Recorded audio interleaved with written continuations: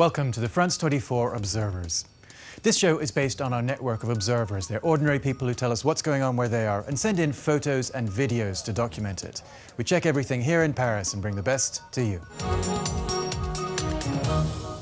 The report you're about to see comes from two of our most dedicated observers. They live in the Democratic Republic of Congo, the enormous country in Central Africa, formerly known as Zaire.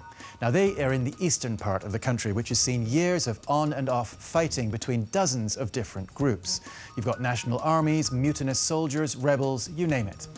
The latest is an uprising by a group of former soldiers known as M23. Our observers Charlie Kasereka and Alain Wandimoyi were in the regional capital Goma when the rebels arrived. When we saw soldiers from the Congolese army retreating from the front line, that's when we decided to go out and see what was happening.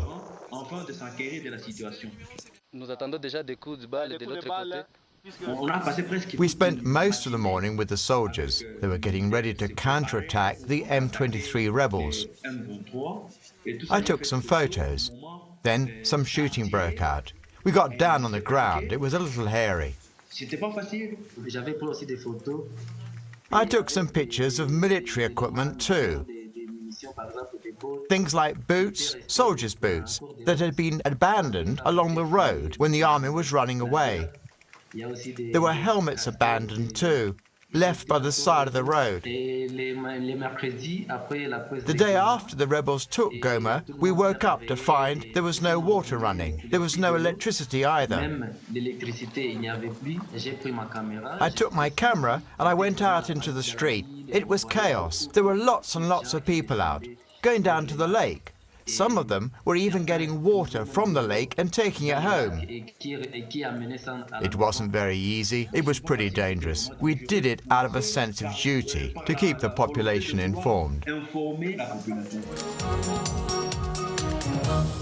It was one of the most disturbing images of Israel's latest conflict with the Gaza Strip. The bodies of 6 men being dragged through the streets behind motorcycles. Hamas, the Islamist group that controls the Strip, accused the men of being Israeli spies, of calling in targeting information for airstrikes. We spoke to a young man who was there when a mob killed the men. He filmed it and then, at great risk to himself, shared his reaction with us. I was out walking with a friend when we saw a jeep stop in front of us. Someone threw 6 bodies out into the street. They put a note with the bodies with the names of 6 men. The crowd quickly gathered. My friend and I went over to see what was going on. We saw that the men had been shot but were still alive. The crowd started beating them, throwing stones, spitting on them, stamping on them with their feet. I filmed it.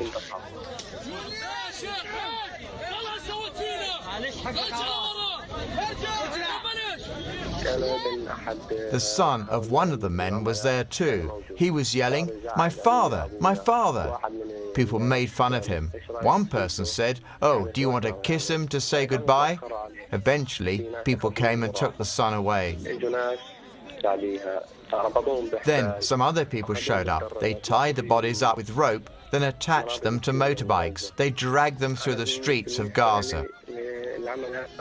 I think what happened was wrong.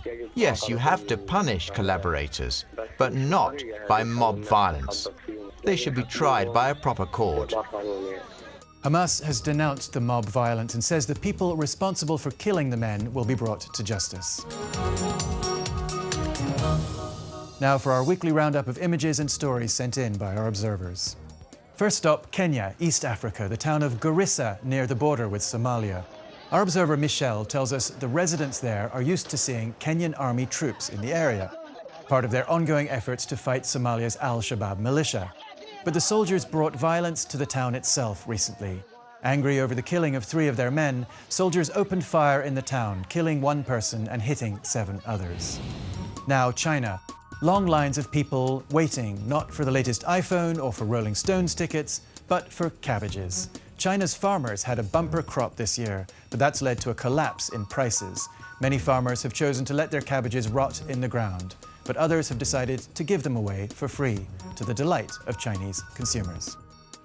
Finally today, little boys everywhere play with toy guns, but if you live somewhere like revolutionary Libya, then you've seen real guns in action. You know what they look like, and you even have real parts to play with. Thanks to our observer Khaled for sending in the photo. That's it for this week. As always, you can find more reports from our observers on our website, on our Facebook and Twitter pages, and on our iPhone app. See you next time, here or online.